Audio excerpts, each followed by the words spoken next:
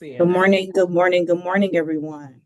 As you make your way in here, They can, please mute yourself things if clients got health conditions. as well as put your name and your organization that you're representing in the chat. Good morning and welcome to the FY 27 through 29 Request for Proposal Workshop. Again, please, as you enter, place yourself on mute and place your name and the organization that you will be representing in the chat.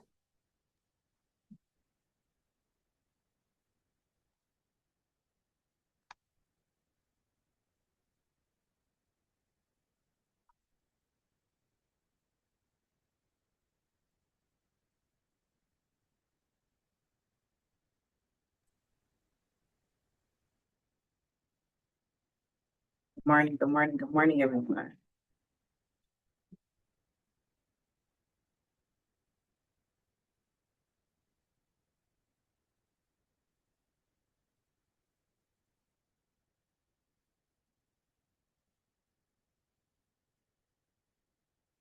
We will be getting started shortly.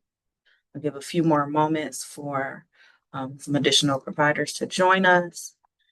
And again, if you're just entering, please place yourself on mute and place your name as well as the organization that you are representing in the chat for us.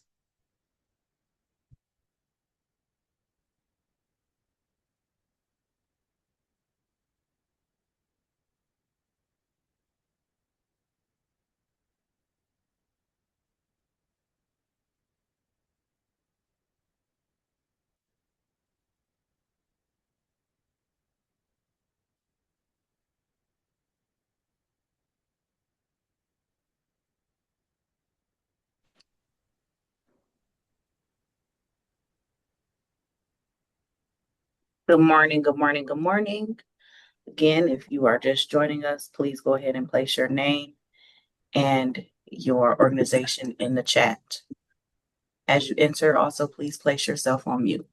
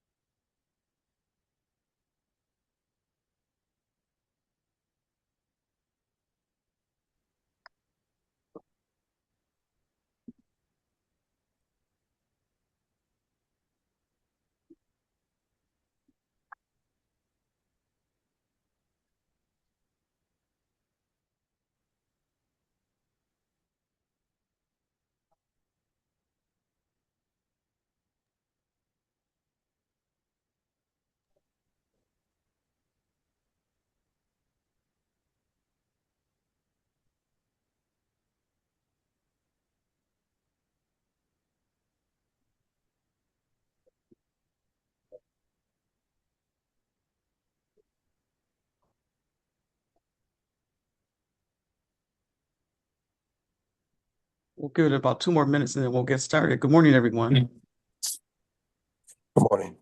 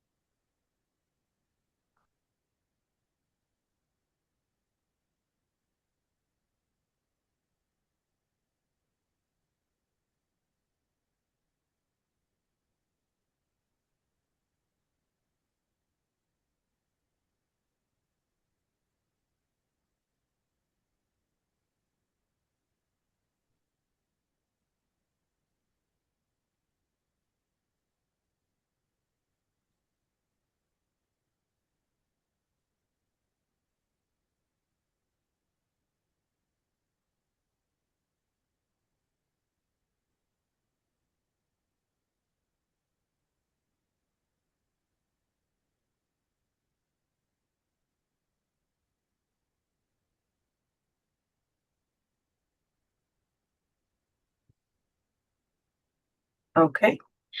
Well, good morning, everyone again. My name is Courtney Todd, and I'd like to welcome you to the FY27 through the FY29 Request for Proposal Tech Assistance Workshop.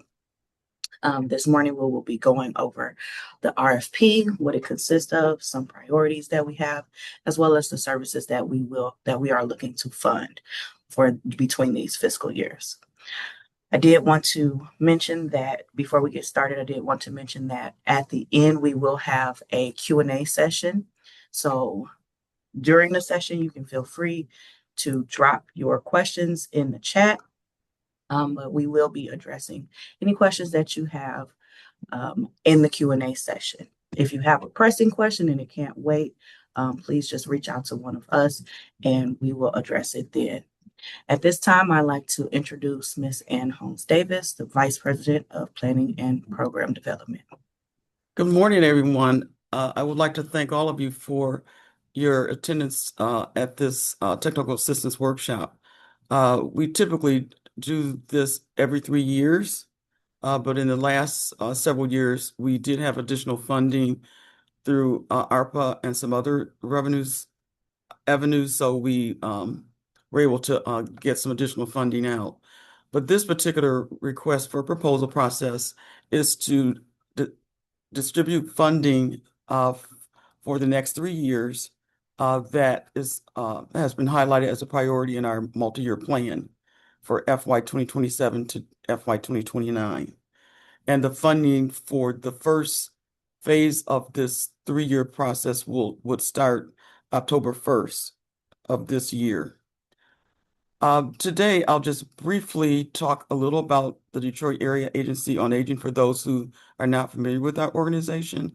And then we'll talk about the timeline and the eligibility and minimum criteria, along with who we are targeting within our region. We'll talk about the service categories and funding levels that are in the request for proposal, along with some of the specialized service areas that we'll be looking at as well. And then we'll make sure that you feel comfortable preparing the proposal itself, the budgets that are required, and you're aware of all the other requirements that come with contracting with Detroit Area Agency on Aging. So we'll have some team members joining us, and that'll be Nicole Bentley. She's our compliance individual and contract management guru. And we also have Gil Lopez joining us. He's our Director of Nutrition Services. Mike Brown is our finance guru who's been with us for a number of years, and he'll walk through the budget. And then we have Aida Domasat, who'll talk about the evidence-based programs, both on the caregiver side as well as on the health promotion disease management side of our business. So we'll get started. And like Courtney said, if you have questions, we'll take them at the end. However, if there's something burning that you really need answered, we'll try to address it as we go along to stay on schedule. And there are a lot of materials on our website that you'll be able to access. If you go to our homepage at www.detroitsenior.solution.org, that will take you to our request for proposal and all the documents needed. So for those of you who are real familiar with Detroit Area Agency on Aging, we're a private nonprofit organization that was founded in 1980. We're responsible for planning, coordinating, and developing and funding services for older adults aged 60 years and over, or for family caregivers. And that's under our Older American Act and Older Michiganians state funds. We also have other revenue sources as well. We provide INA call center services, now called community navigation, so we can get the word out about resources that are available to older adults and family caregivers and others, along with option counseling. We provide caregiver support services for family caregivers. My Options, which was previously called MAP, provides Medicare counseling as well as person-centered option counseling. Under nutrition services, we have home delivered meals, oral nutrition services, as well as congregate meals. And then a part of that department also addresses community health and wellness services that are rendered. There are wellness centers in other locations. We have a employment and training program for 55 years old and over seniors, as well as a care management program called Project Choice that's made available by the ACLS Bureau in Lansing. And aside from the Older American Act services that we provide, we also have a Medicaid waiver program that provides home and community-based services through our My Choice waiver program, as well as MISH, or the Michigan Coordinated Health Program that was just launched in January. And those are contracts with 3 health plans that allow us to expand our reach in the community. Currently, we have about 240 agencies that we fund through a traditional line item budget or through a direct purchase of service pool that provides services to My Choice waiver programs or MISH. And we've continued to add to that network. Most of our providers traditionally were in Detroit area or in southeastern Michigan. However, now we've been expanding under the Medicaid funding into other areas, Oakland County, Macomb County as well. We have an employee team membership of 150 employees, and that's growing as we expand into MISH and some of these other areas. Our service area consists of the city of Detroit and the 5 Grosse Pointes, Harper Woods, Hamtramck, and Highland Park. And as I said, we are also expanding to some of these other outlying areas in southeastern Michigan. The mission of Detroit Area Agency on Aging is to educate, advocate, and promote healthy aging, to enable people to make informed choices about home and community-based services and long-term care so they can have a great quality of life. We really put a lot of emphasis around health inequities because of our dying before their time research. Our vision is to have an organization that's a leading aging organization in creating a community that cares for vulnerable and also advocates for the well-being of all of our participants and constituents throughout our region. Our present CEO is Ron Taylor, and he, when joining us in 2018, established 5 principles or servant leadership principles, and that include serving people, making services available in a high quality, always growing the network as well as DAAA, being good stewards of our limited resources, and also providing quality services. And we're CARF accredited as well as NCQA accredited. And our information assistance call center staff are also credentialed under Inform USA, which was formerly called AIRS, so we can provide good quality information assistance services.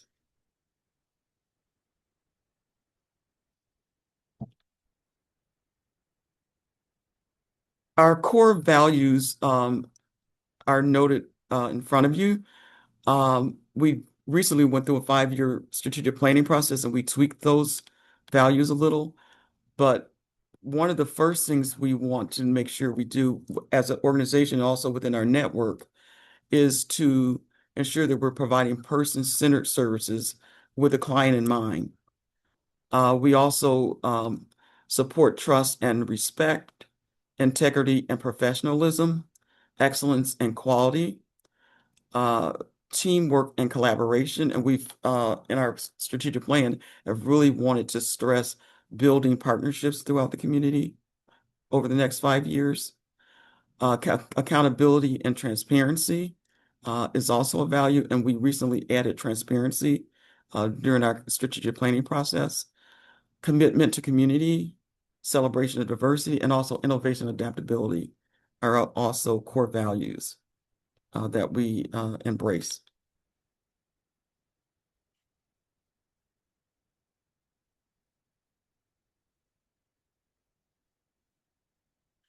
Some of the populations that Dietrich Way serves includes providing services to The the way 100, we can work a little closer together now that my and we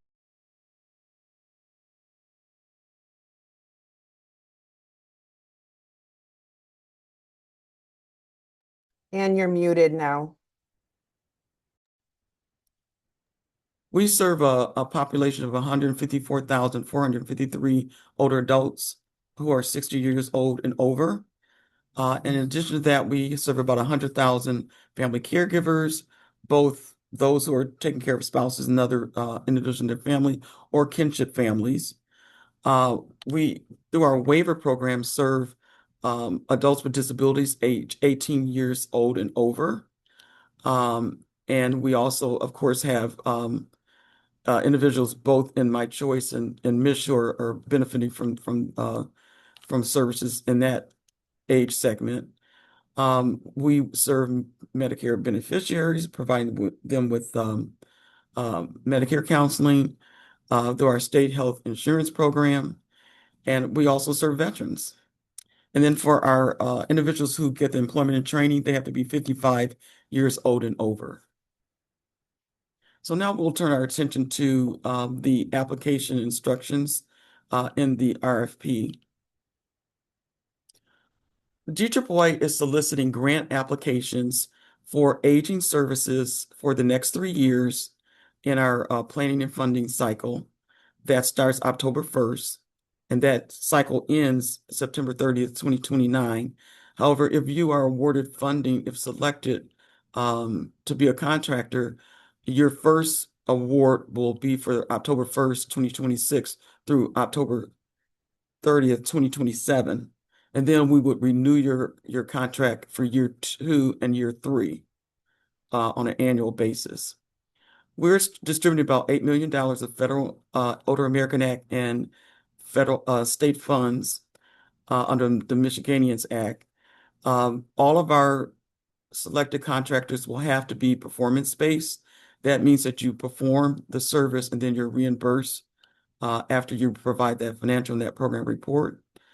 And it's 100% performance-based contract. We also really emphasize that you have a sustainability plan, and always keep in mind, how can I leverage DAAA funds to seek other dollars to support the services I'm rendering?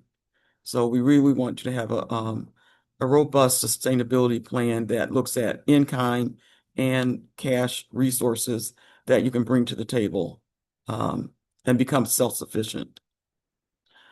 Now, we have 3 key eligibility and minimum screening criteria for us to even look at your proposal. And you must meet these criteria in order to make it to the review round, where we have individual team members who will be scoring your application. Your organization has to be a private nonprofit, a for-profit, or it could be a municipality, but you have to have been in business for at least 3 years, and you have to show proof of that.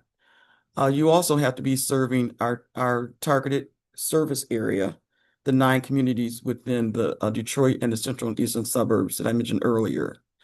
In addition to being in business for 3 years, you also have to be current on your taxes, federal and state and local taxes, and we'll ask for proof of that.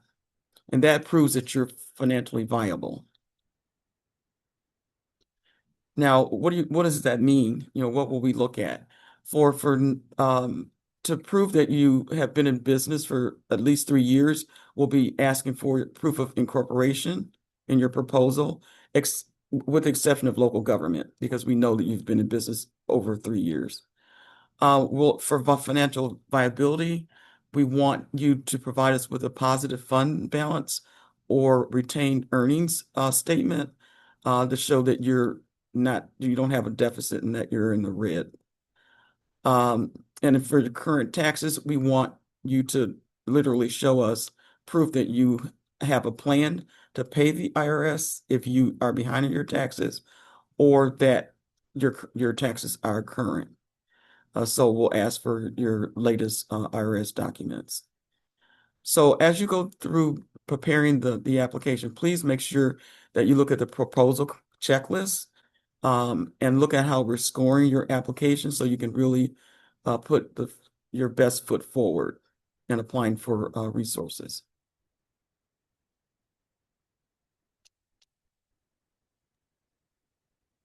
There's a couple of questions in the chat, and I can speak Okay. to this first one. From Carrying Wheels Transport. I've been in business for 1 year, but we are contracted with DAAA. Can I just send only 1 year tax information? Let me just clarify that you have a MOU with us. You're not fully credentialed with Detroit Area Agency on Aging. We can speak with that offline. And the second question is from Champion. What if you're a newer entity under 1 year? Champion, are you guys applying under Champion Home Health, or is it under another agency's name? Mr. Muhammad. No, ma'am. With regards to if we decide to subcontract with newer nonprofits to assist us with servicing, fulfilling the service agreement, fulfilling the service agreement. My apologies. It's real early. That's what I was mentioning. With the mindset, I'm trying to also include those newer entrepreneurs and businesses, if possible, in this arena. That's why I was asking that question. Thank you. Okay. Organization must be in business for at least 3 years. If you are subcontracting, you will have to submit a subcontract agreement in your proposal, and then we will review that information along with your entire proposal to make a decision about if we feel comfortable with those subcontractors. Do note that Understood. Thank you. Whatever subcontracting organization that you're working with, they have to comply with all of the regulations that the organization that we would be entering into a contract with has to. So keep that in mind when you select subcontracting organizations. And we are particularly interested in the organizations who are going to be playing a key role in delivering the particular service that you're applying for. You know, if you're utilizing someone for accounting and some of these other back office things, that's one thing. But the things that we're particularly interested in is if they are actually rendering the actual service that you're wanting to contract with through DAAA.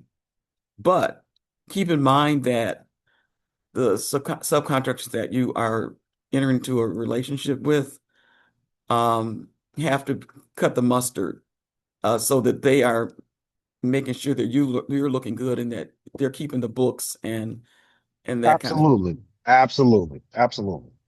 Again, just thinking, trying to be inclusive. That is all. Sure. That's the Okay. reason. That's all.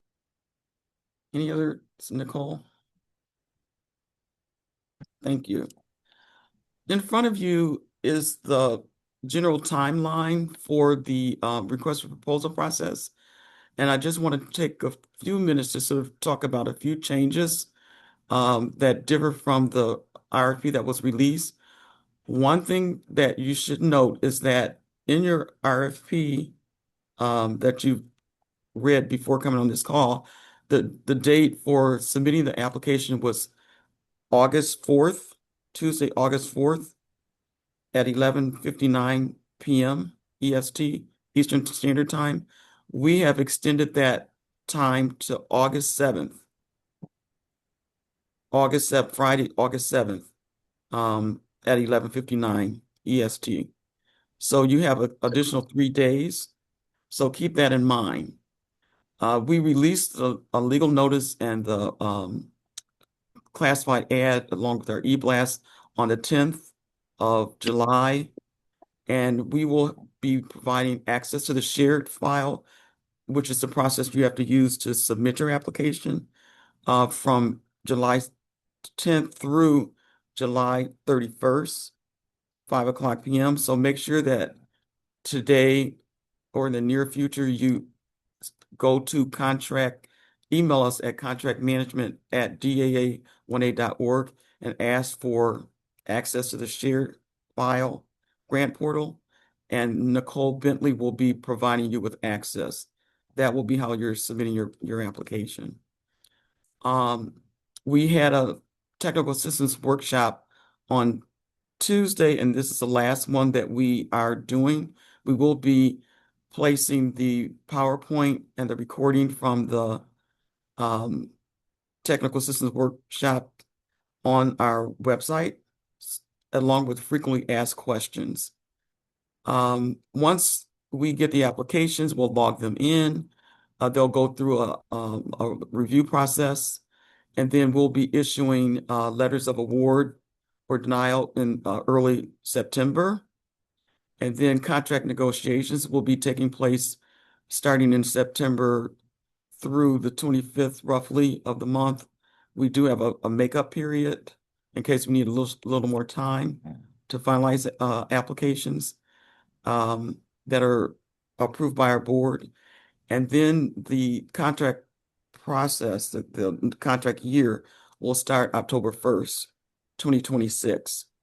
And then we plan to have some trainings early in the fiscal year with providers so they can know what the program and financial reporting looks like and other compliance requirements. Okay, there's one question I'm gonna work backwards. Carlton White is questioning if the company has tax returns but doesn't file 941 or 940 forms, do they still qualify to apply? You need to look at the requirements because we specifically state what we will accept. So be mindful of that. And if you look at the checklist, proposal checklist, it'll specifically note what we are looking for. Now, the deadlines, as I noted, we will be getting out a correction and in our PowerPoint as well as in our frequently asked questions. But remember, the deadline is not August 4th, it's going to be August 7th. So that will give you additional time. We will not accept faxed, dropped off, or emailed proposal. They must be submitted in the share file. And for current providers, if you have access to share file now and you are applying for funding for the next 3 years, please use the share file that is emailed to you, with the link that's emailed to you, not the ones for the program reports or financial statements and things like that.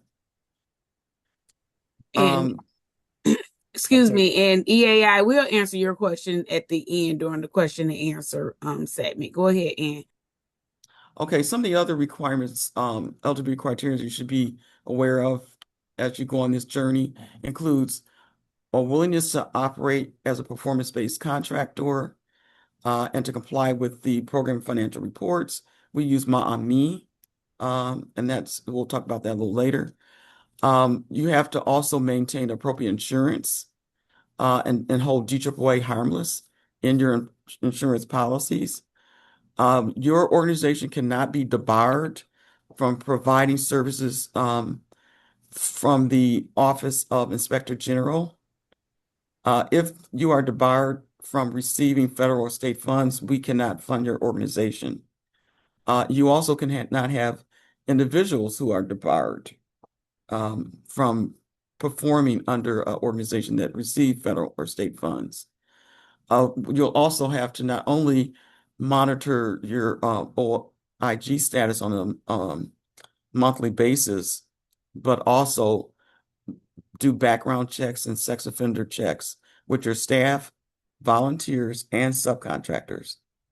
And the reason this is required is because DAAA cannot provide funding, state or federal funding, to organizations who are debarred or who have don't meet the muster in terms of background checks, the sex offender checks, and the like. The contract period for this request for proposal process, as I noted earlier, is from FY 2027 to FY 2029. And the first year would be October 1st, 2026 through September 30th, 2027. And then once you have contracted with us for a year, we'll be monitoring your compliance, if you're serving the number of clients that you protect to serve with the proper number of units. If you are doing well, then we would amend your contract and you would get a second year of funding.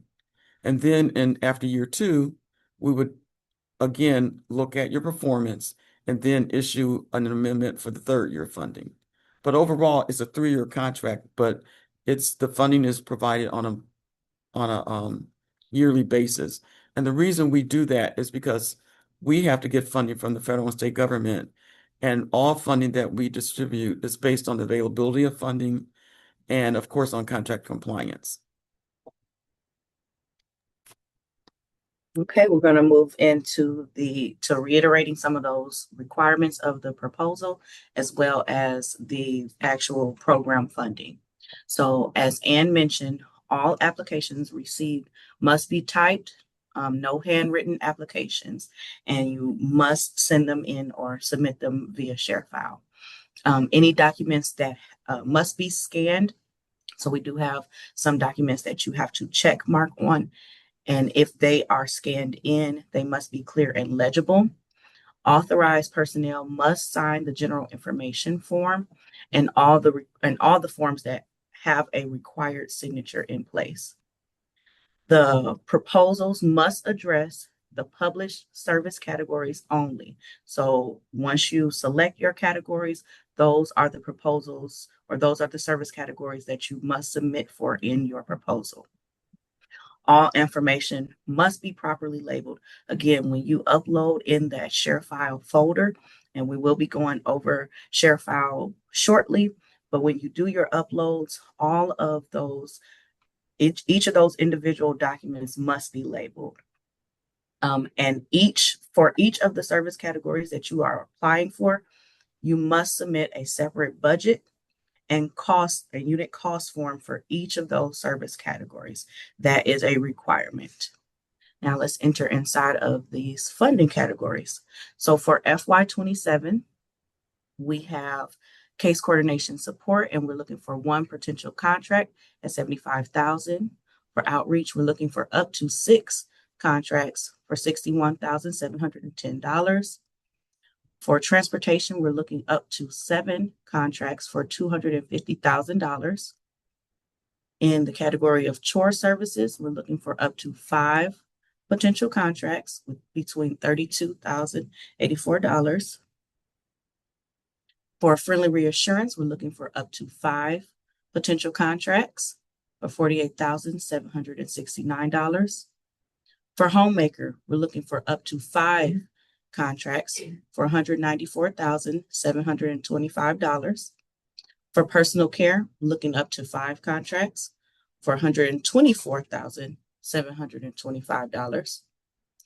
In the category for adult day services, we're looking for up to 3 providers for $145,381. For elder abuse prevention, we're looking for 1 contractor for $12,947. For health promotion evidence-based category, we're looking for up to 6 providers for $64,952. For health promotion non-evidence-based, again, up to 6 providers at $76,953. For home repair services, we're looking for 3 providers for up to $250,000. And legal assistance for older adults, 1 provider at $55,305. In the category for caregivers themselves, we are seeking Next slide. For category of caregivers, we have caregiver case management for up to 2 providers for $28,000, caregiver education up to 4 providers for $114,656. For caregiver legal, we're looking for 1 provider at $35,249. For caregiver support groups, up to 3 providers for $43,303. Caregiver training, up to 6 providers at $35,249. For respite, we have in-home for up to 4 providers at $86,000. We have out-of-home day for up to 2 providers for $20,000. And we have out-of-home overnight, looking for 1 provider at $100,000. For kinship, we have kinship case management for 1 provider at $10,000. Kinship caregiver education for up to 2 providers for $30,000. Kinship respite care, 1 provider at $20,000. Kinship legal services for 1 provider at $10,249. Kinship support groups, 1 provider at $15,298. And kinship training for 1 provider at $20,000. Thank you, Courtney. Now I would like to talk about what's required in the grant application. But before I get started, are there any questions, Nicole, that I should address?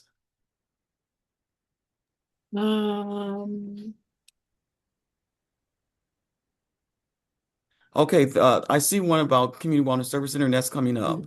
Okay, so we'll Sure. speak on that when we get to that segment, Linda. Carlton, our funding levels per contract or total to be split for all contracts? That would be a split. And it really also depends on what we get in our hopper. We might say that we're looking for up to X number, but maybe only 1 or 2 people or organizations apply. So it can vary depending on what we receive through this process. Okay, in your application, when you're applying for funding, there is a general requirements information form. That particular form has to be reviewed and signed by the authorized official. That might be a president, CEO, or executive director, whoever is authorized by your board to sign contracts or grant applications.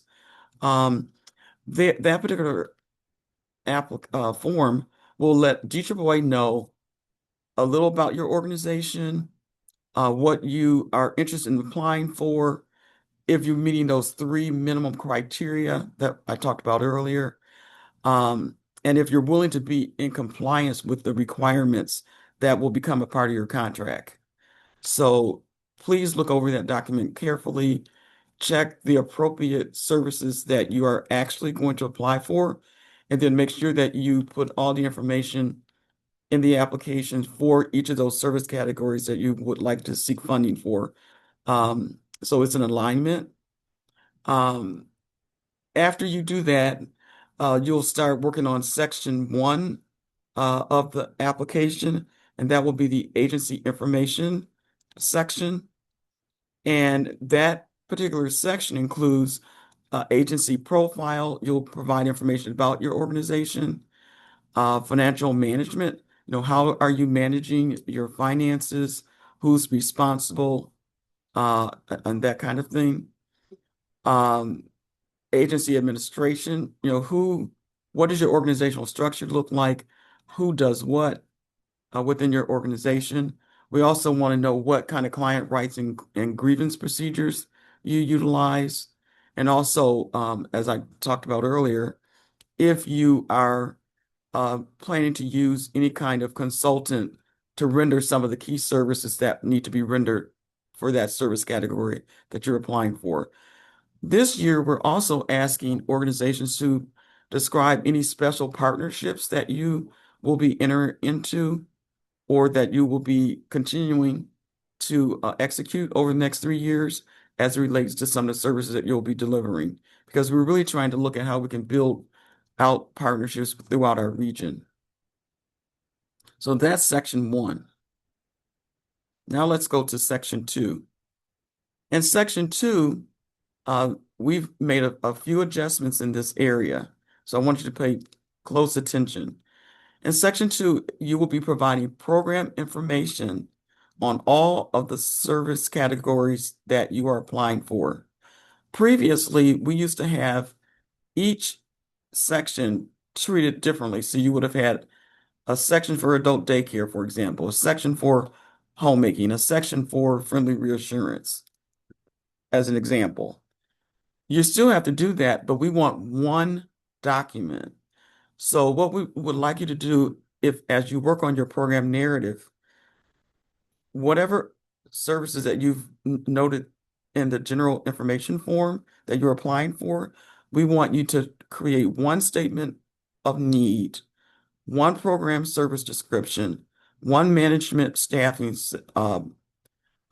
narrative, one program capacity, work plans, and a sustainability plan. But we want you to state in each of those areas what service you're talking about. Let me give an example. If you're applying for adult daycare, homemaker, and telephone reassurance or friendly reassurance, you would talk generally about the needs in the region, or the service area of Detroit Police service area, or the area that you're wanting to serve.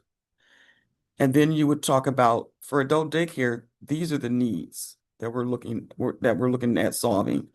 For homemaker service, you would label it homemaker, and then you would talk about some statistics around what's happening with that statement of need as it relates to the population you want to serve.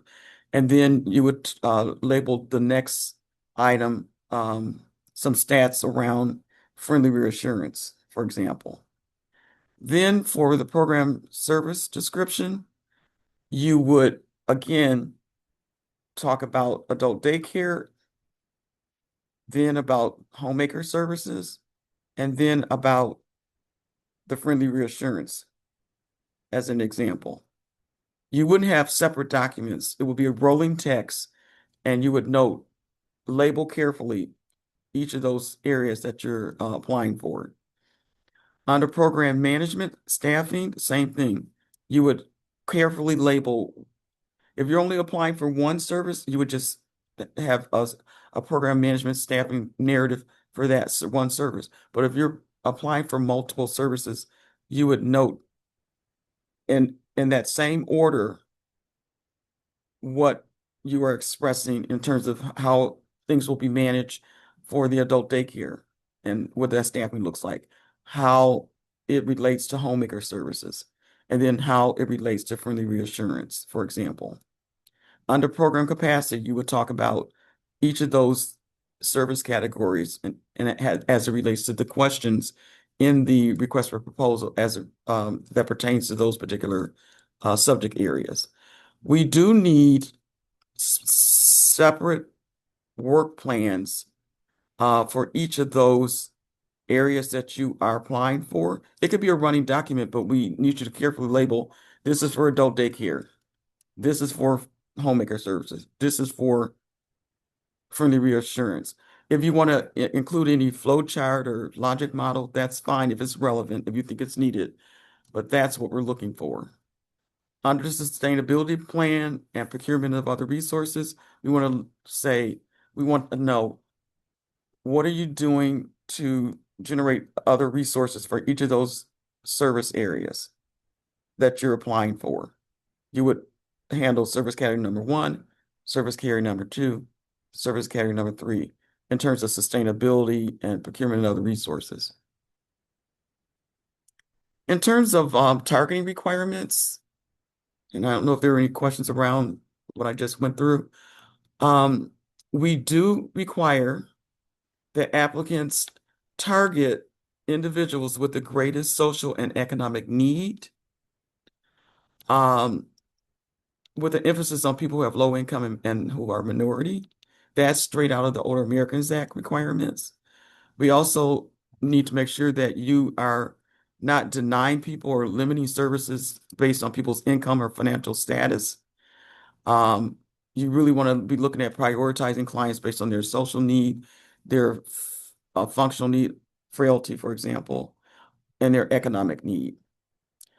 Contractors must also keep some kind of wait list. You know, if you find that there's a lot of demand for your service, you should sort of make sure that you're sort of maintaining a written list of who's seeking services and prioritize based on the criteria I just went over. You know, you may base it on folks with the most greatest need, of course, on a first come, first served basis. And then we also require applicants to make sure that they use our logo and our branding and give DAAA credit for providing funding for the services that you are rendering. You may have other funders as well, but we'll be sharing our branding guide with all of the awarded contractors so they have access to that information and those logos. Now, the sort of third section of the application is going to be the budget. And in that section where you have budgets for each of those service categories, you'll need a line item budget as well as a unit cost budget, which is like a fee for service. And the units and the clients in the line item budget have to match the units and clients in the unit cost. They should match, and the total should match. So be cognizant of that. We do have instructions in the RFP online that you can reference to complete the application and make sure that you review that against the checklist. Mike, would you like to walk through the budget, or do you want to do it later?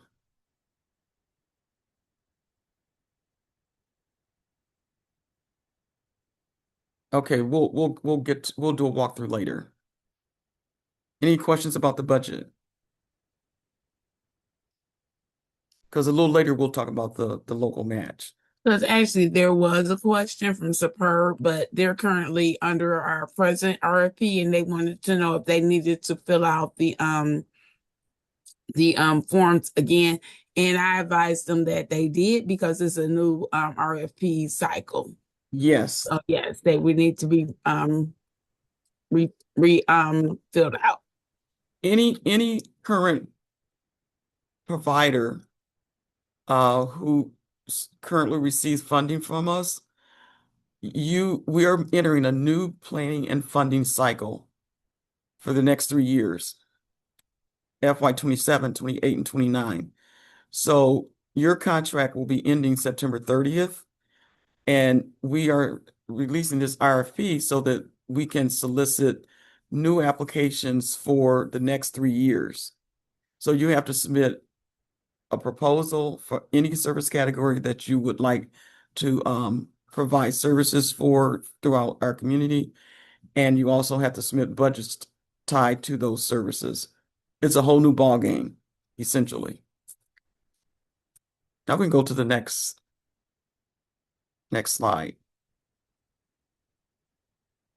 One of the things that I wanted to point out with the budget is that a local match and program income is required when you develop your budget. So if you're a new organization never funded by DAAA, you can provide a 10% match. But for organizations who've been funded previously, you're required to do a 15% match. Your local match can be monetary and it can be in kind. So in kind could be property, volunteers, if you sort of calculate what the value of that volunteer is, things like that. It could be time from an expert who's providing that expertise gratis, but you can equate some value to it. With program income, that typically comes from voluntary contributions that you can project to receive from the clients who are you're serving. For example, with our meals program, we will solicit at our congregate meal site, we'll say, hey, as you come in and get a meal, you can contribute X number range of volunteer, but it's not mandatory, it's voluntary.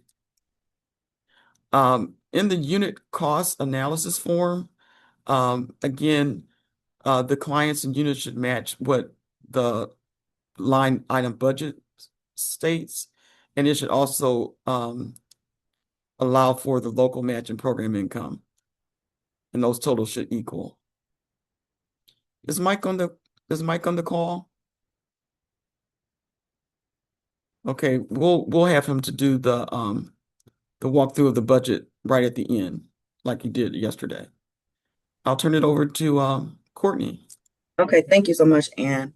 All right, so I'm just going to reiterate what Ann briefly alluded to. So inside of the share file, you will be uploading section 1, section 2, and section 3 attachments.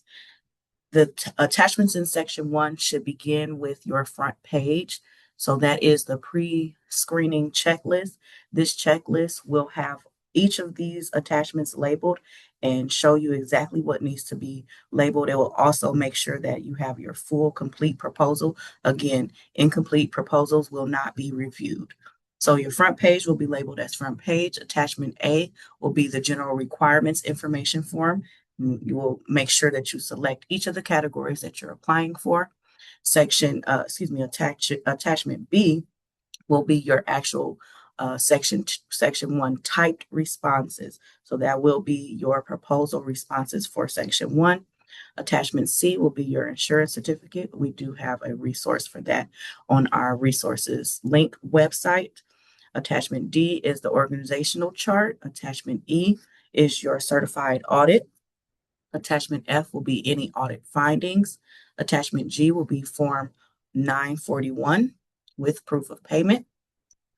Attachment H will be your tax return 990 or 1120. Attachment I will be the articles of incorporation. Attachment J will be your 501c3 letter. Attachment K will be your annual report. Attachment L will be any management or program staff resumes or job descriptions.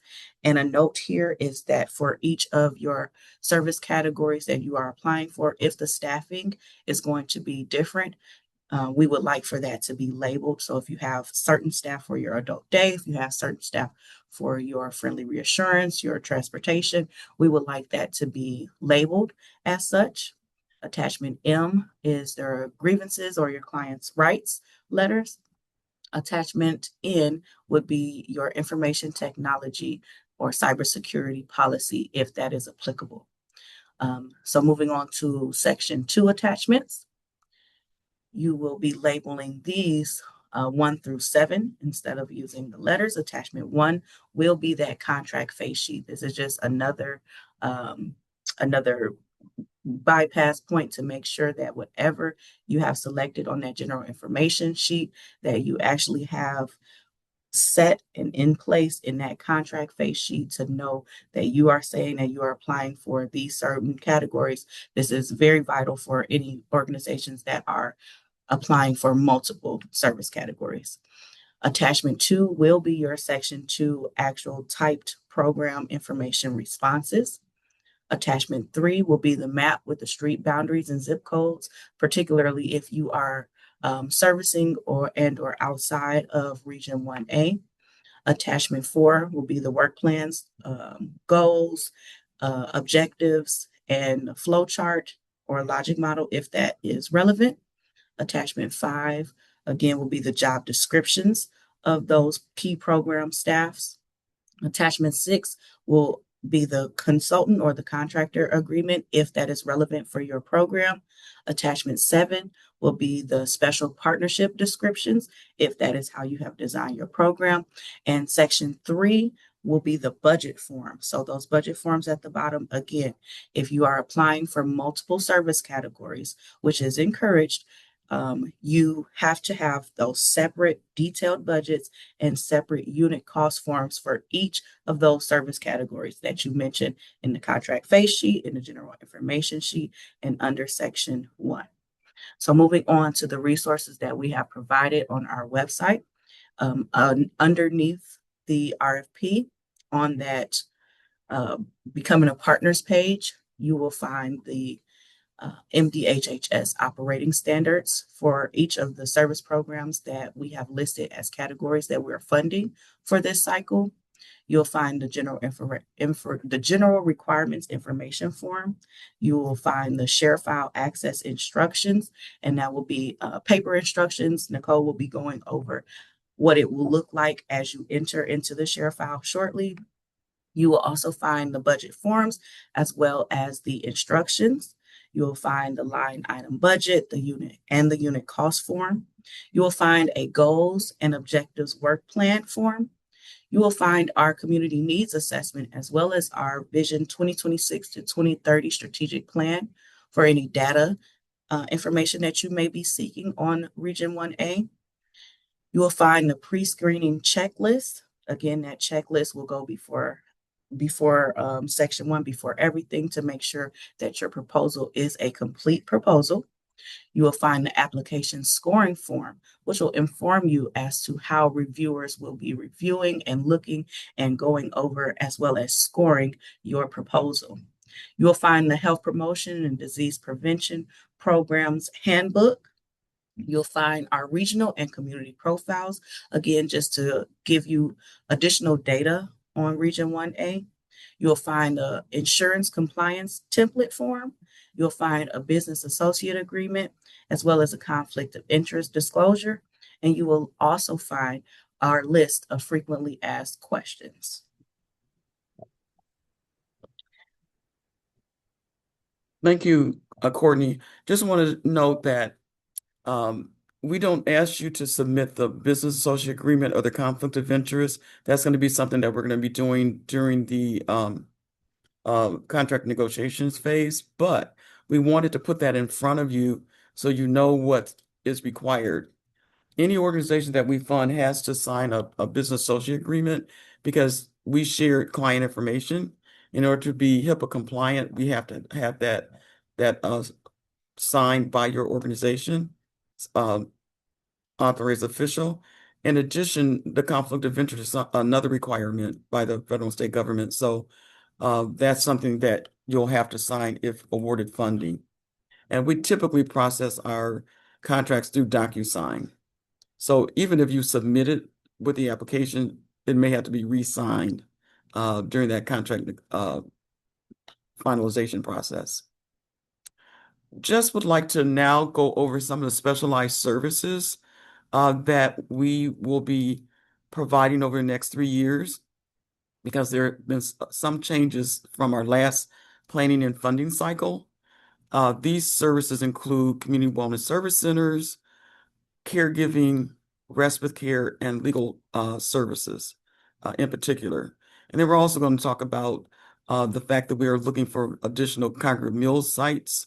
That's a whole different process that you have to go through to become a congregate meal site, but we just want to put the information out there so that can be something that you can consider.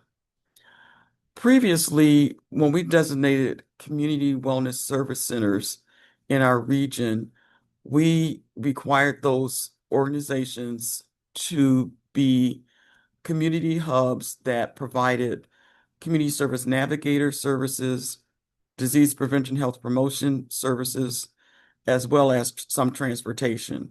And then there could be other services rendered at that site, but those were the 3 key services that had to be rendered. With this particular planning and funding cycle, we've changed our definition of a wellness center to include the National Institute of Senior Center Principles. Basically, we're looking for a senior center to be a wellness center. We also want the organizations who apply to be designated such to provide evidence-based and non-evidence-based programs. And we also want the organization to provide or coordinate transportation services. So at this point, we're looking at defining a community wellness service center as a community-based focal point that provides one-stop shop services to older adults and caregivers within the DAAA service area, in addition to the requirements outlined below that I just went over. And what the focus is trying to have a number of hubs within our community that address social determinants of health, social isolation, and engagement of older adults and caregivers. And I'll sort of share some additional information about what the NISC principles include on the next slide. Now, the National Institute of Senior Center Principles is something that we really want community wellness service centers to embrace. And that basically means that we want organizations who have some type of nutrition support. It could be congregate meals, home delivered meals, and or food pantries, or other kinds of programming around nutrition. We also want them to have health and wellness services, such as the evidence-based and non-evidence-based services. And Aida will talk about that a little later.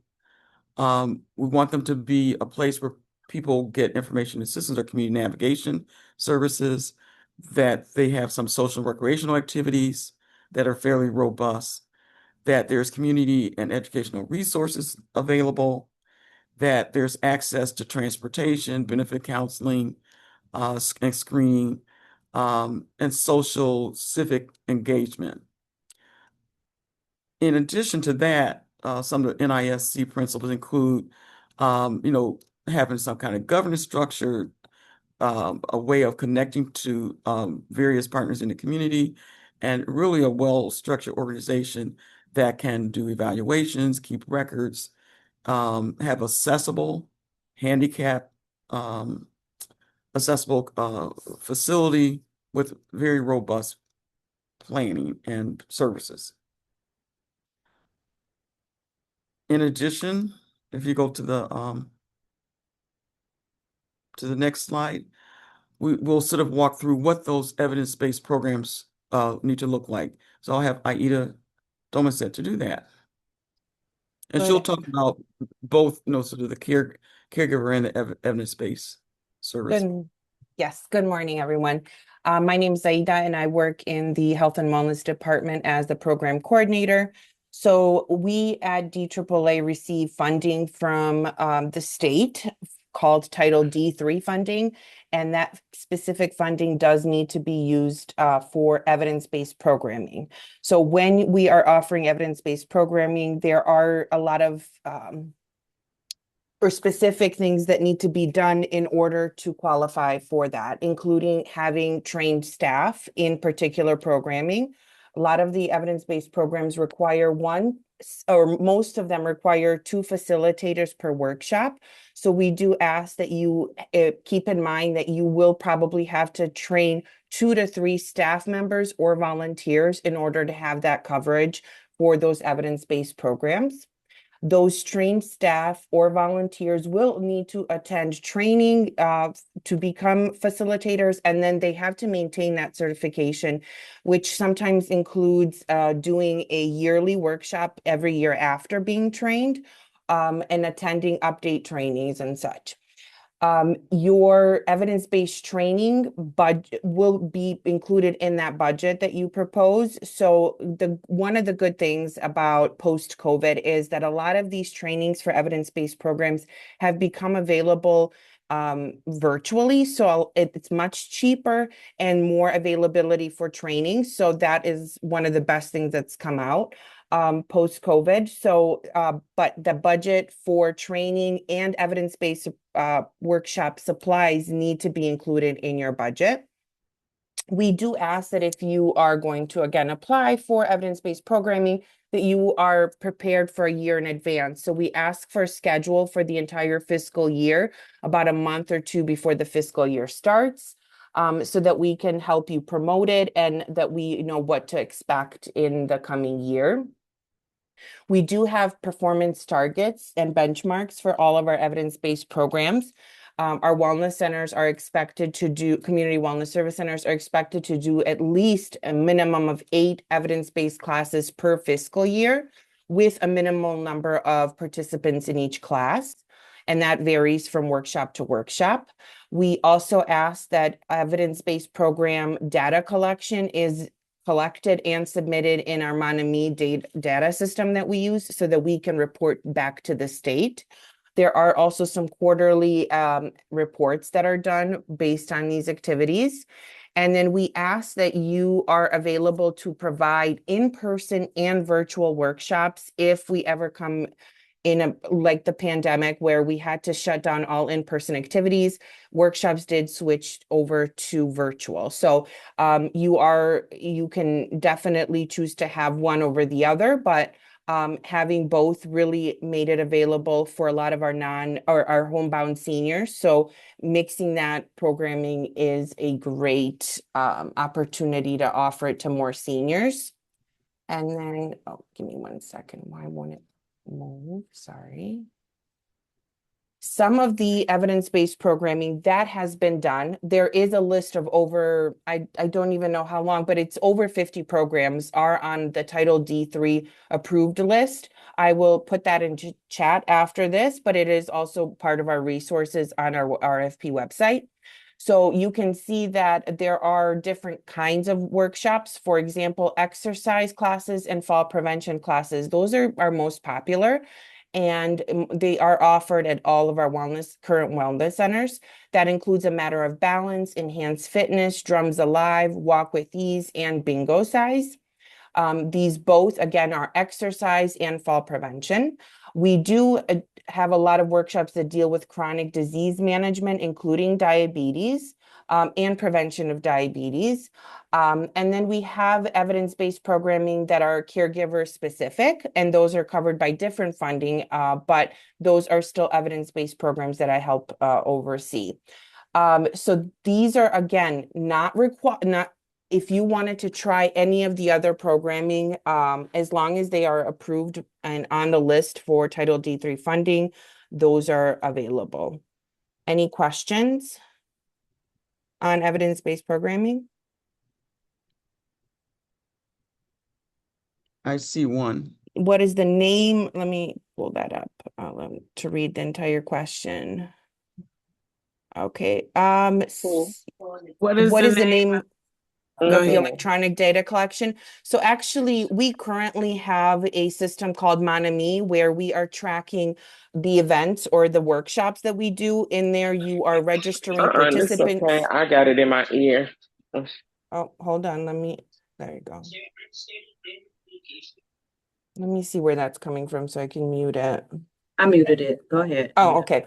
Okay. So we do have a system called Monami where we are tracking the workshops in there. We're registering participants in there. We're taking attendance, and we're doing a electronic survey where you can email it to the participant. And that survey is a minimum of 7 questions, basically asking their date of birth, their race, things like that. More questions that are just the same for every program. And so that is done in a system that you would have access to if you are providing evidence-based programs. Pretty simple, easy, and I offer training for it. And just want to note that Ma-Me means my friend. And it's a system that we're using for our program reporting. Eventually, you might also do the financial reporting as well. And we'll be having training early in the fiscal year for all awarded organizations who are funded over the next 3 years. I'll turn it over to Courtney. Thank you, Ann. I did want to pause for a second because I did see Mike jump on, and I wanted to know if he wanted to go over the finances before I delve into these services. Easier if you can do the services now. I can jump in at the end, like Okay, last time, just like last time. Okay, thank you, Mike. Yeah. Okay, so for our services that we will be funding through this cycle, we have legal services that are broken down. They have been separated. So we have our legal services for older adults, our legal services for caregivers, and the legal services for kinship families. Again, we are seeking one contract for each of those. Can move on to our respite services. So for our respite services, this is the first year, I believe, that we are continuously breaking it down like this.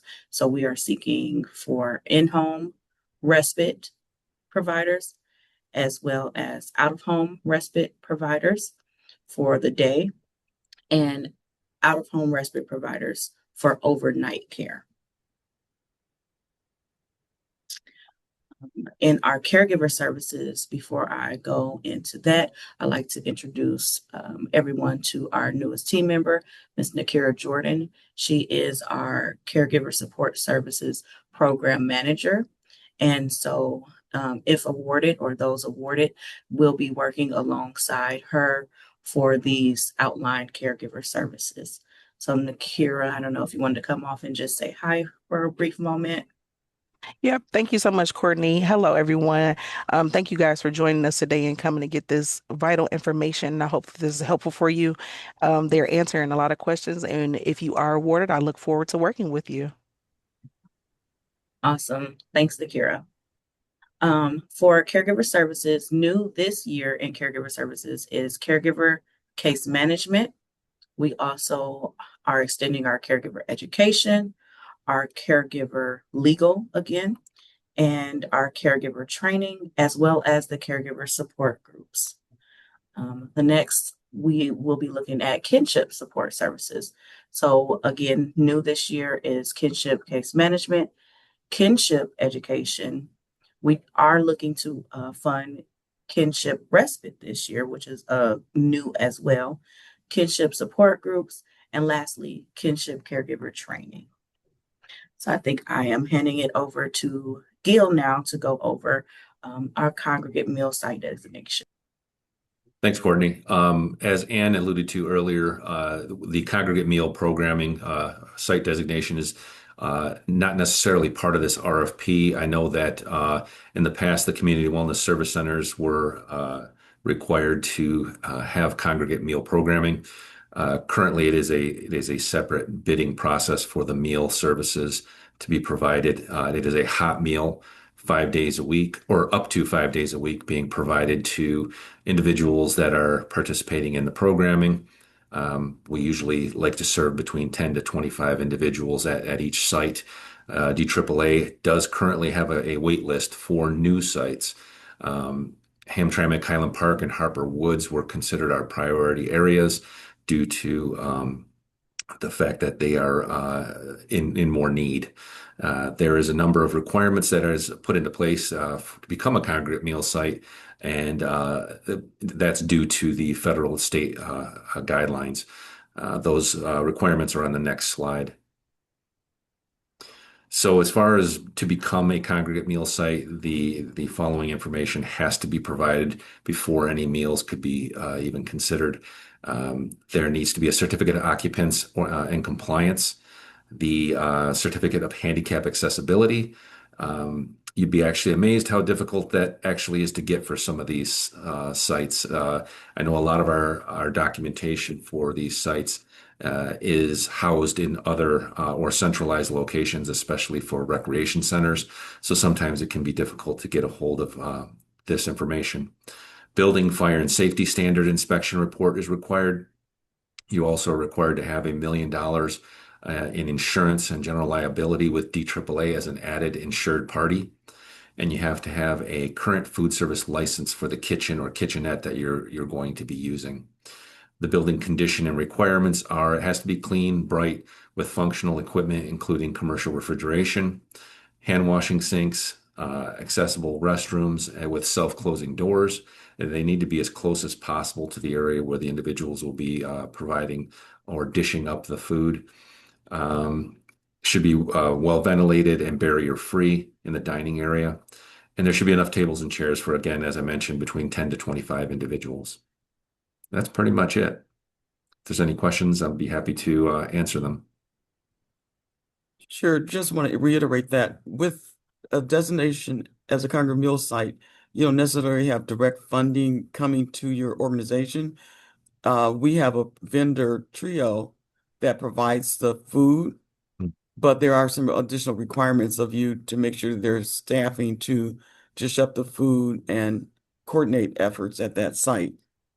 But it can be an attractive carrot for people to come to your facility. And we're definitely looking for areas where there are service gaps and no current congregate meal site locations. Thank Yeah, you. it can be very, very helpful as to provide a lure to bring individuals in your facility and then have wraparound services provided during or around those meal hours. Thank you.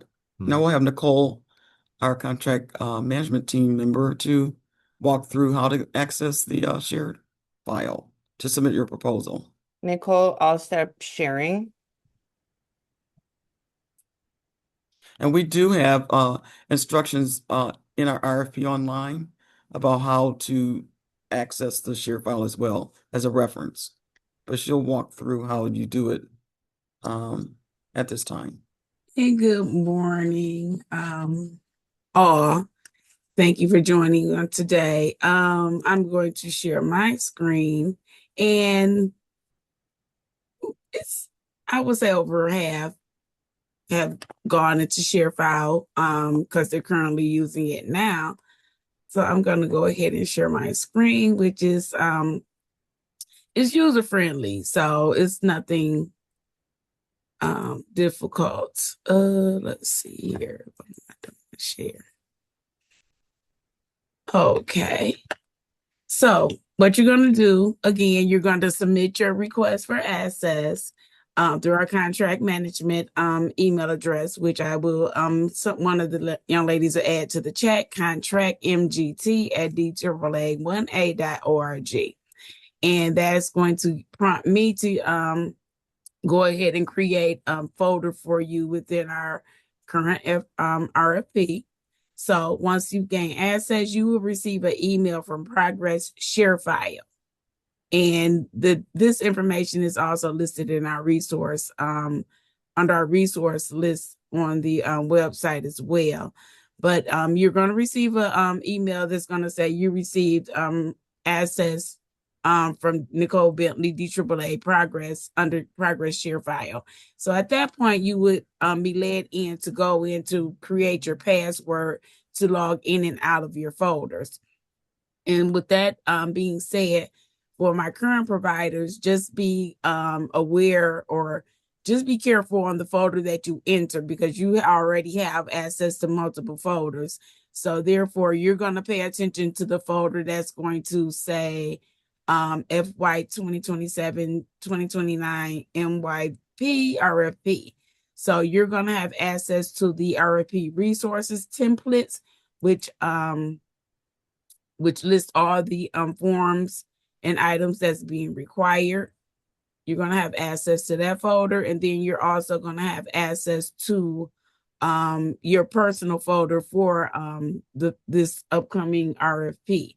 So this is just my sample folder, which I created for myself.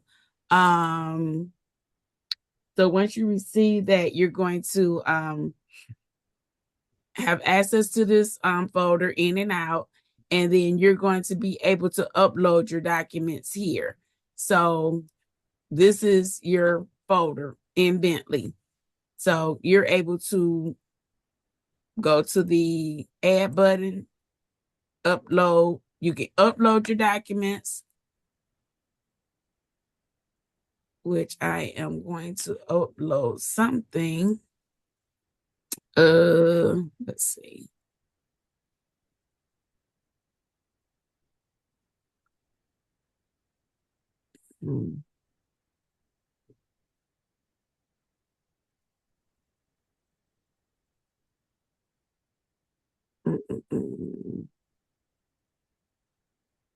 Okay, I'll just upload this. And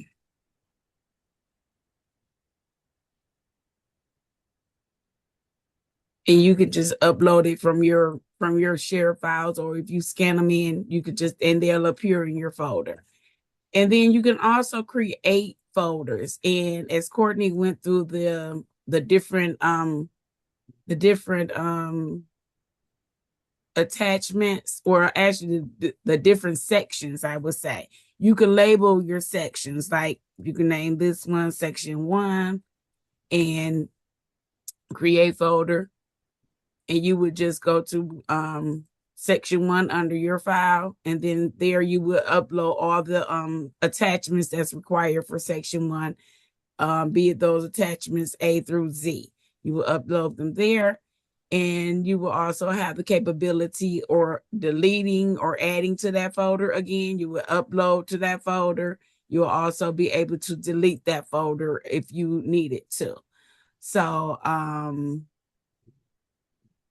with that being said, is there any questions or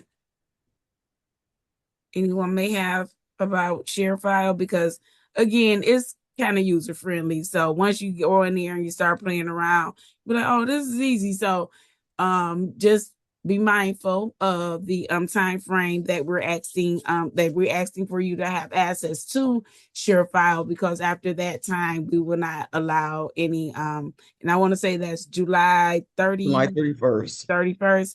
Yes, so just get your request in by July 31st, and I can go ahead at that point and set you up. And then too, also in your email, if there are multiple people that need to be in the folder, please submit their first and last name and email as well, or include them as a copy on your email advising that those are the persons that you would like to have access to the folder.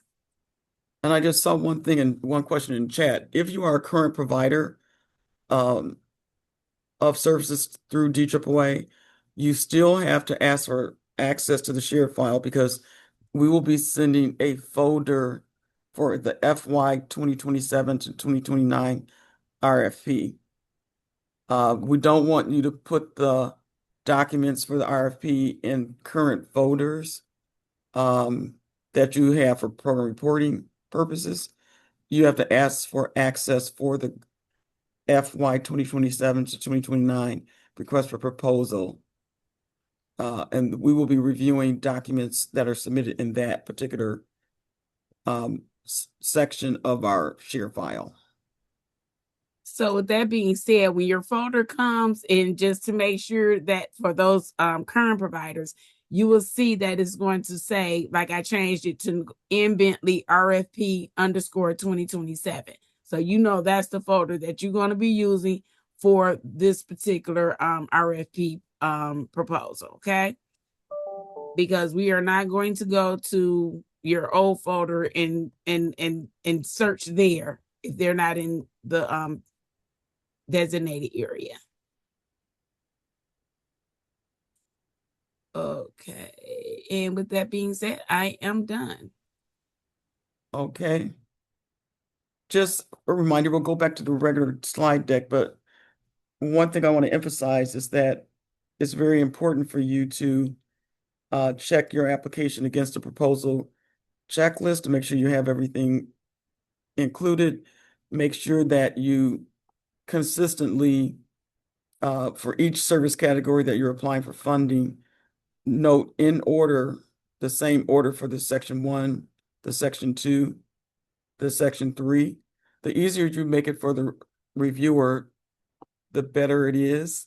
And of course, to be compliant with the proposal checklist, and also mindful of the scoring and where you want to put a lot of energy as you prepare the proposal. Another thing to look at is the fact that there are some compliance issues that you should be mindful of. If you look at the next screen, the successful applicant may not subcontract services without DAAA approval. That goes back to a question that we fielded earlier. If you are going to have someone delivering the service, we need a subcontractor agreement attached, so we can see your credentials as well as the credentials of the organizations, and not to the depth that your organization as an applicant would be applying for, but we need to know what is the scope of work that this other entity will be providing as it relates to the service that you're proposing to provide. We also want to make sure that you're delivering services in the target area, which is our either the entire planning and service area, which is the city of Detroit, the Grosse Points, the 5 Grosse Points, Harper Woods, Highland Park, and Hamtramck, or some portion. We need to know if you're doing a targeted area, we need to know what that looks like. So you could attach a map or the zip codes so we know what that looks like. We also want to make sure that you're compliant with the contractual agreements. That's where that general information form comes in. So we know that you're willing and have signed off on being compliant with the federal and state and local requirements. You'll have to attend as a provider monthly meetings and trainings that come up during the fiscal year. There are monthly program and financial reports that have to be submitted through MonMe or the share file. And in some cases, depending on the service, there may be quarterly reports. All providers have to honor HIPAA and Privacy Act. And that's where the business associate agreement is required, as well as, the other background checks. And that is sort of required or monitored through the OIG SAMS monitoring that you have to do monthly, along with background checks of volunteers and staff. And then, of course, there's the publicity or the DAAA logo that's required on promotional materials and things like that. The other things that you should consider as you complete the application, just as a reminder, technical assistance will be provided through Friday, July 31st, and access to the share file as well. The application is due not August 4th, but Friday, August 7th. We will be posting any questions that came up today or that we're receiving as we get those questions. We've already fielded questions from the last session and we've prepared responses. We'll be preparing any additional responses and that will be posted shortly. In terms of the notification of awards, once all the applications are reviewed internally through our review teams, and then it goes to our grant and contract review committee, then to our board, notification will take place in early September, and then we'll start our contract negotiations process.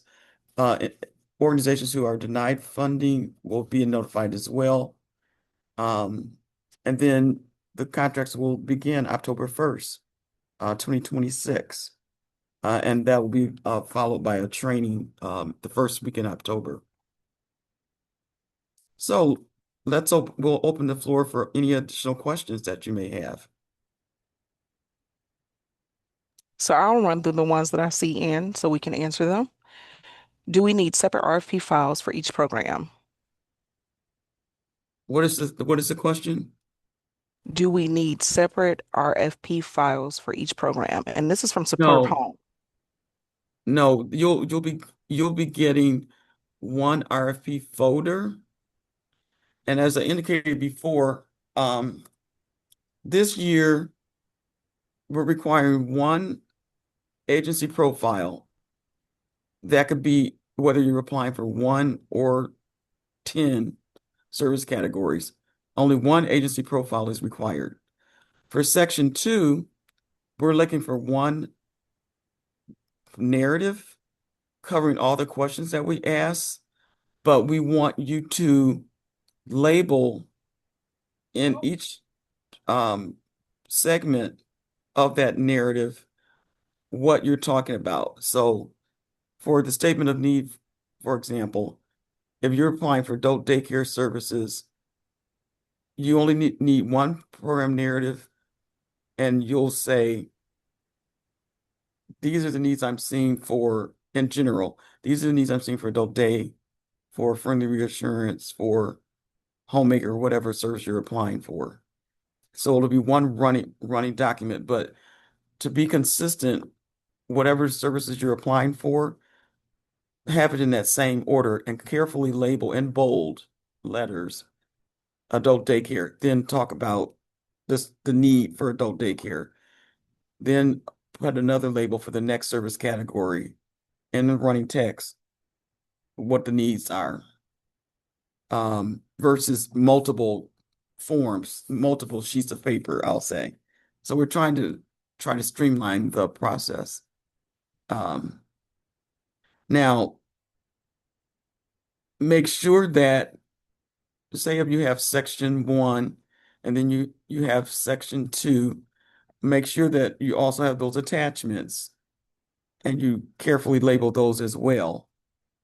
And then also the work plans and the budgets, so that it's easier for the reviewer. And then these documents, many of these documents are going to become part of the contract for the next 3 years. So hope that answers your question.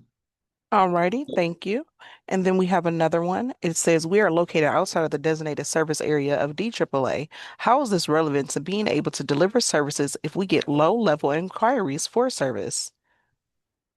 Well, if you're located outside the service area, remember your services need to be rendered to the people in your community. So let me give an example. If you want to provide adult daycare services and you're located outside of the community, that's an example I'll share. You need to have a site that's in the community, that's located in the Detroit Area Agency on Aging service area. Because it would be difficult for individuals to have to go outside for those services. Now, some services can be provided and they may not necessarily require you to be in the service area. So keep that in mind. But you definitely need to have linkages in the community. If it's a service where you need to literally physically go to a location to get that service, it needs to be in our region. Thank If you. you are, for example, outside of the area, but you're able to have capacity to deliver the service appropriately, that's something we can look at.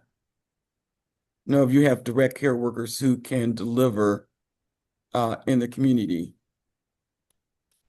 but if you have, for example, respite care, out-of-home respite care, it would be best to have a location that's accessible to the community that you're serving. Those are the examples that I think can resonate with you to get your mind thinking about what that geographic connection needs to look like. Yeah. And then we have, how are we validating the attendance requirements for today's session?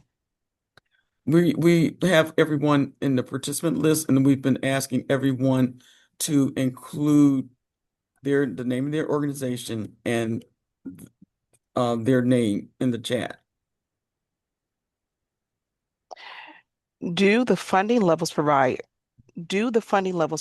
earlier in this training include funding for community wellness service centers, or are community wellness service centers funded separately?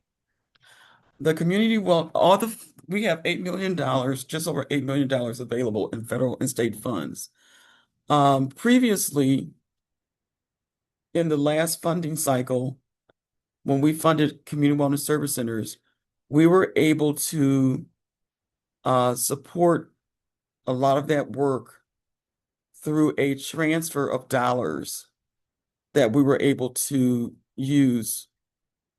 We had Title C1 and C2 dollars that we were able to transfer to Title 3B that allowed us to have more resources available. Given the fact that we are now post-COVID and we are opening our congregate meal sites up again, and we don't have ARPA and other CARE Act funds that were provided during that pandemic, public health emergency, COVID-19 public health emergency. We don't have those dollars to transfer. So we have created a slightly different model, but everyone is getting funding from that same trough. The $8.2 million that are available. And so with community wellness service centers, the definition for that community hub includes the operating it as a senior center and those principles that I shared earlier, and then doing disease prevention, health promotion activities, as well as providing or coordinating transportation. And then there are other services that could be applied for that can also expand the breadth of what that wellness center can do, and of course other resources. Hopefully that has answered your question. And then another question is, does caregiver education have to be evidence-based? Okay, are you saying caregiver service, or are you talking about the health focus? I believe they're caregiver education because caregiver Okay. education is specific Yes. category, and they want to know, Right. does it have to be? Right. Okay. For Title 3D, this year we have an ability to do with Title D funding, those services have to be evidence-based, but we do have some other services that can be provided, and that's non-evidence-based. There's more flexibility with caregiver services. So there can be evidence-based caregiver services and evidence-informed caregiver services, and then but we have to use Title 3E funding. And I would also like to encourage any applicants to refer to the OAA standards that's located in the resources, because that will also give you a very detailed description, a little bit more than what's found in the written portion of our RFP. So that will give you a more detailed or in-depth kind of description of that service category that's funded, Sure. that's proposed to be funded. And that is something that all providers should look at. As you prepare your application, we did include in the references the state standards. They're minimum standards, but they're the state operating standards for program services. So if whatever you're applying for, go to that document. It's 157 pages. But go look at the table contents and go to that document, look up the service category that you're applying for, because you're going to be held to being in compliance with that service category. In a couple of cases, we have added some additional local requirements. Go to the RFP, and under the descriptions for the services, we do have sort of thumbnail descriptions in the RFP on pages 6 through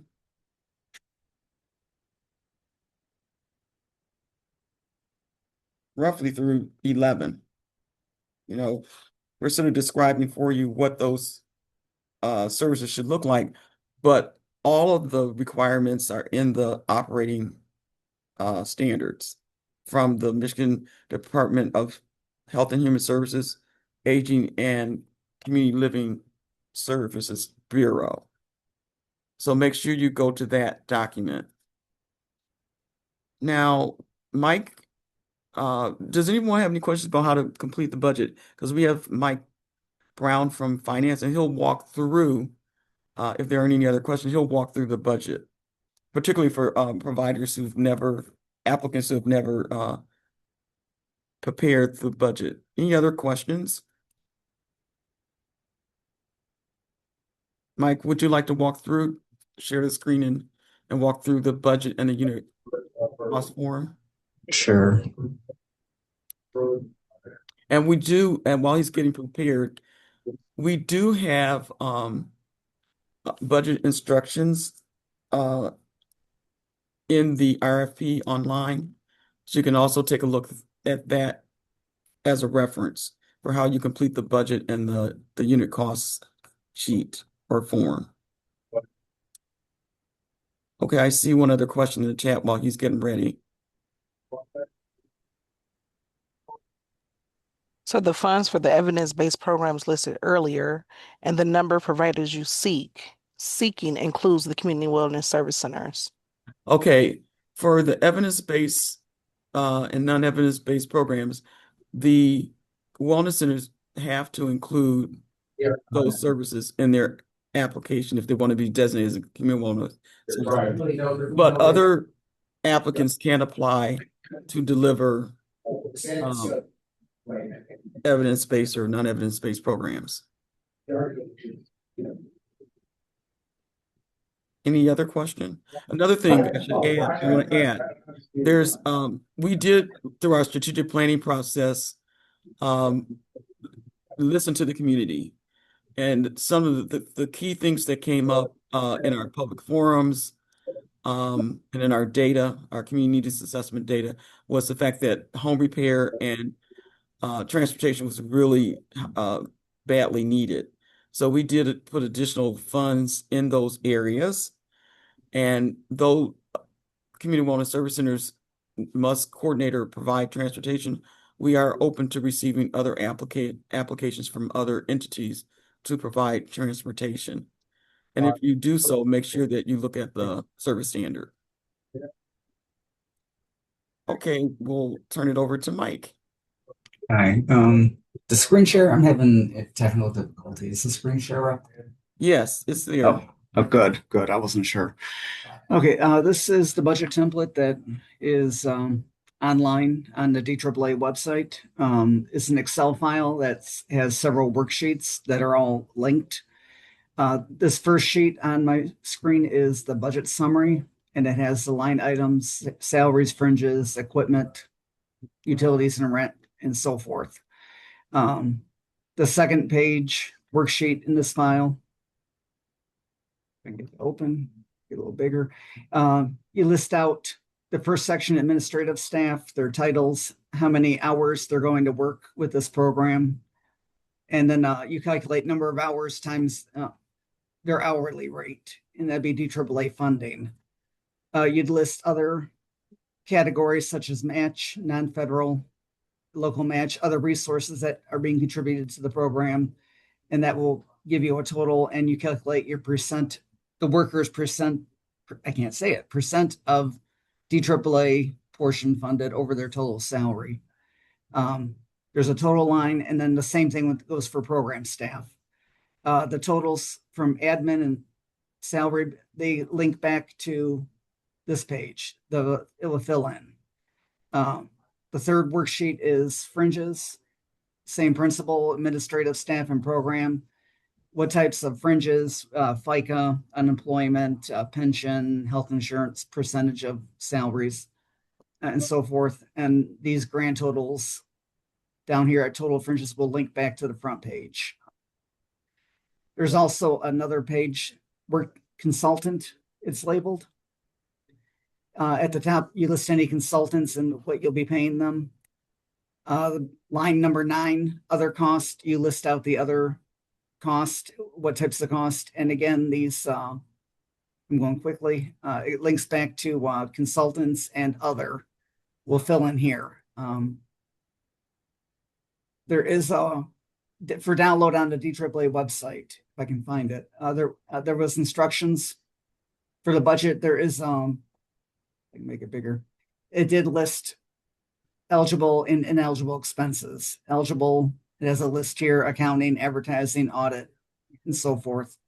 And ineligible for the budget, bad debts, construction, contingency, you can see and forth.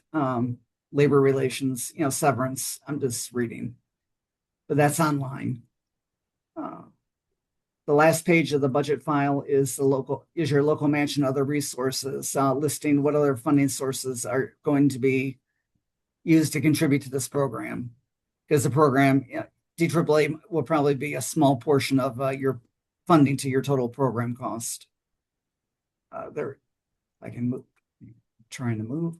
There is another budget form, unit cost budget online, where you're reimbursed by the number of work performance, number of units you have that you're contracting, number of units, 15 minutes, increments, hours, whatever the service is. At least an hour. At least an hour. Okay. My choice is 15 minutes. Or it might be an event. Look at when you're preparing your unit, make sure you look at the service operating standard to see how they define a unit of service. Keep that in mind because some of those things have changed since the last planning and funding cycle. And on this, you calculate a unit rate based on what your agency costs are, but it'd be number of units times the unit rate would be the grant award. Then you'd add in your local match of 15 and your program income client donations of 5%. And that would be your budget for this page. And Ann mentioned that even though if you fill out a unit cost budget, you still need to come up with this budget summary with the line items listed out. So now everyone, whether it's a current provider or a new applicant, this will be an original budget. And then you should really try to keep your admin costs at 10% or lower. And then someone asked about consultant. How do you define consultant? A consultant is like an independent contractor. It could be a consultant or it might be an independent contractor who's delivering some scope of work that's supporting the delivery of the service. Are there any other questions? And then with the share file, we put into chat the contract management email, but it's also in the request for proposal. Once you submit the request to have access to the share file, in the subject area of the email to contract management at daa1a.org, put technical assistance, say a question. If it's you're needing access to the share file, put in the subject area share file access so we know what you need. That'll help us a little more efficient. Okay. Any other questions? Please feel free to raise your hand, and we'll take you off mute if you do have any other questions. Take yourself off mute, just let us know.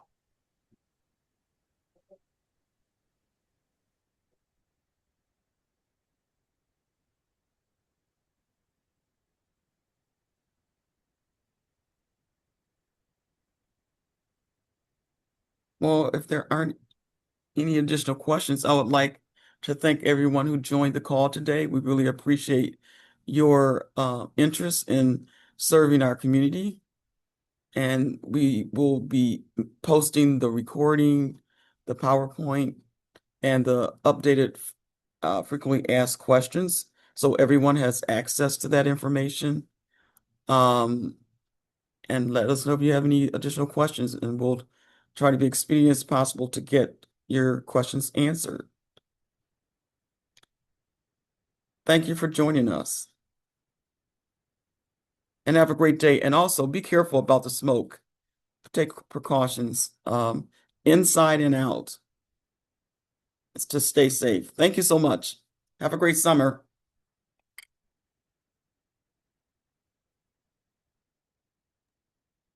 Good seeing some of you all.